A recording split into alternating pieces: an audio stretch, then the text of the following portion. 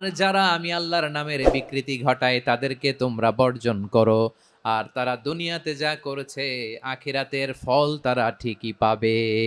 সুবহানাল্লাহ বলেন। আল্লাহর অনেক সুন্দর সুন্দর নাম আছে, এগুলো ধরে ডাকতে বলা হয়েছে। আর যারা আল্লাহর নামের বিকৃতি করে তাদেরকে বর্জন করতে বলা হয়েছে। আপনি আল্লাহর নামের জিকির যখন করবেন, আপনি আমার আল্লাহর নামের বিকৃতি করতে পারবেন? বারোয়াখালীর ভাইয়েরা বুঝে থাকলে আওয়াজ দেন, আল্লাহর নামের বিকৃতি করা যাবে? আপনি যখন জিকির করবেন স্পষ্ট শব্দে আল্লাহর নামটা বোঝা যেতে হবে। সুবহানাল্লাহ, ওয়ালহামদুলিল্লাহ, লা ইলাহা ইল্লাল্লাহ, আল্লাহু আকবার। একসাথে মিলিয়ে করেন অথবা আলাদা আলাদা করেন, অথবা শুধু আল্লাহ আল্লাহ এই নামের জিকিরও যদি করেন স্পষ্ট বোঝা যাইতে হবে। আল্লাহর নামের বিকৃতি করা যাবে, কিন্তু আল্লাহর নামের বিকৃতি করে জিকির এদেশে আছে না নাই? আছে।